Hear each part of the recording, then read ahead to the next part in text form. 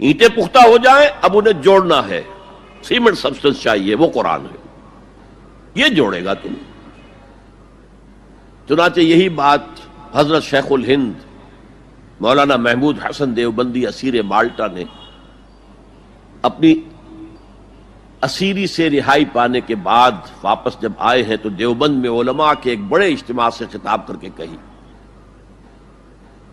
مولانا مفتی محمد شفیع رحمت اللہ علیہ وہ خود موجود تھے، اس میں بڑے بڑے علماء، مولانا حسین احمد مدنی رحمت اللہ علیہ، شبیر احمد عثمانی رحمت اللہ علیہ، مولانا اشرف علی تھانوی رحمت اللہ علیہ، مولانا انور شاہ کشمیری رحمت، بڑا مجمع۔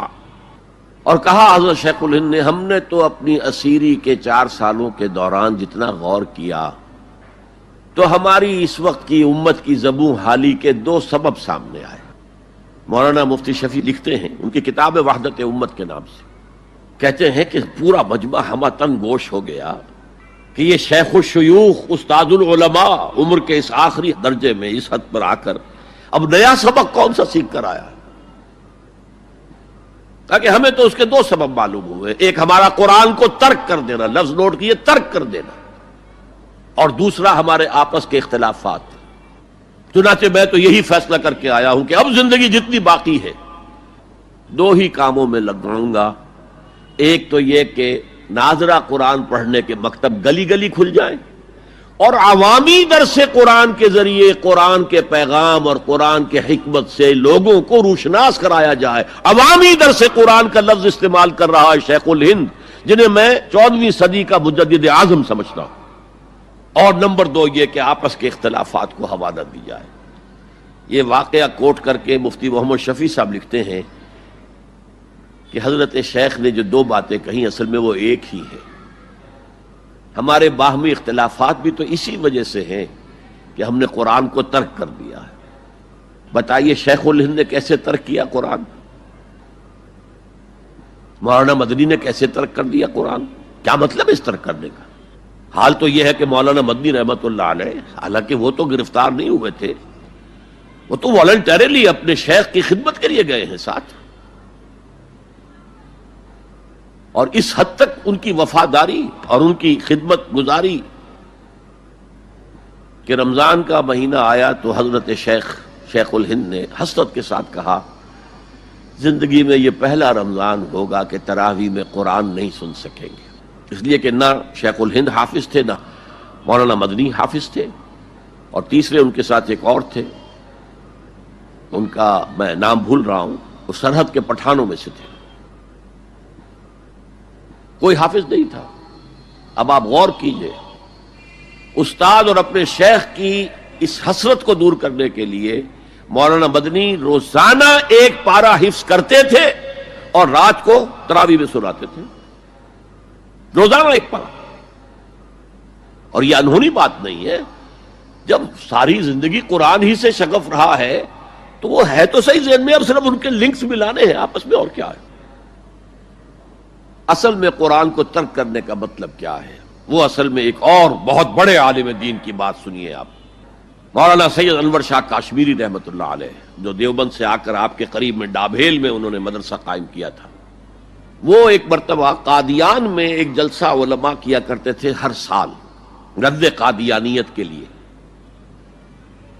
تو ایک سال اسی طرح وہاں علماء جمع تھے۔ اب جس نے یہ واقعہ بیان کیا ہے اس کا نام میرے ذہن میں اس وقت نہیں ہے، کہ میں صبح مولانا انور شاہ کشمیری رحمت اللہ علیہ کی خدمت میں حاضر ہوا تو دیکھا کہ غم کی تصویر بنے بیٹھے ہیں، بہت اداس، غمگین۔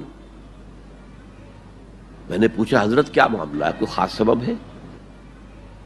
فرمایا بھائی کیا سبب ہے، یہ سوچ رہا ہوں کہ اپنی زندگی عمر ضائع کر دی۔ میں نے کہا حضرت آپ نے زندگی ضائع کر دی، عمر ضائع کر دی؟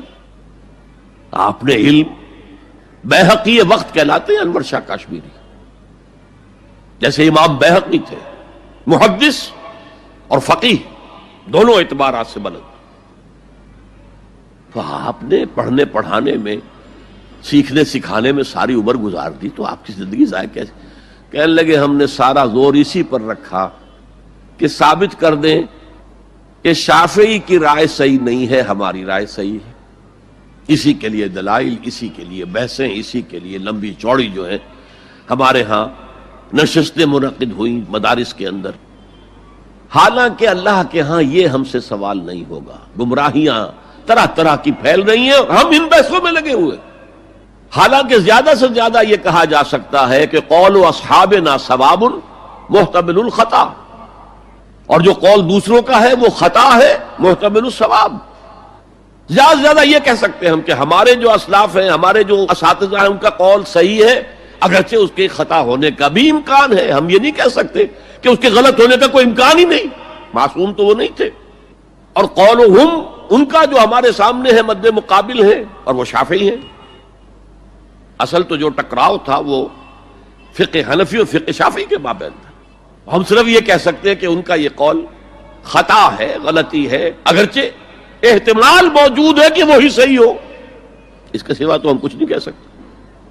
اور ہم نے اپنی ساری زندگی اس کام میں لگا دی.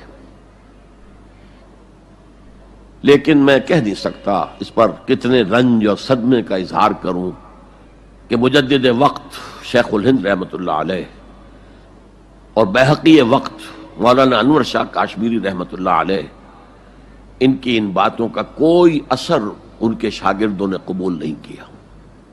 وہی روش ہے، وہی فقہی بحثیں ہیں.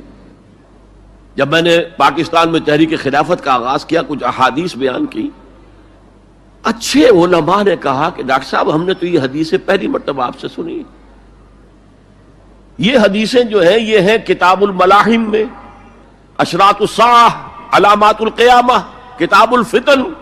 اور حدیث کے ان ابواب پر تو پہنچتے پہنچتے ہم ایگزاسٹ ہو چکے ہوتے ہیں. ہماری ساری بحثیں جو ہے وہ ختم، اور وقت ختم ہو جاتا ہے ان فقہی بحثوں کے اندر. یہاں تک تو ہم پہنچتے ہی نہیں. بہرحال دوسرا نقطہ جیسا کہ میں نے عرض کیا، پہلا اینٹیں پکاؤ، مضبوط کرو.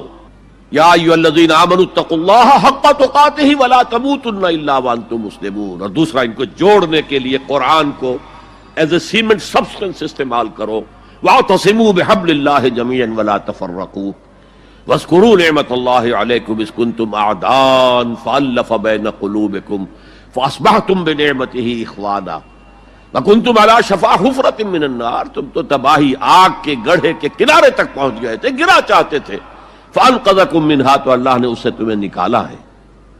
کذالک یبین اللہ لکم آیاتہ لعلکم تہتدون. اسی طرح اللہ تعالیٰ تمہارے لیے اپنی آیات کی تبیین کر رہا ہے، وضاحت کر رہا ہے، تاکہ تم ہدایت حاصل کر سکو.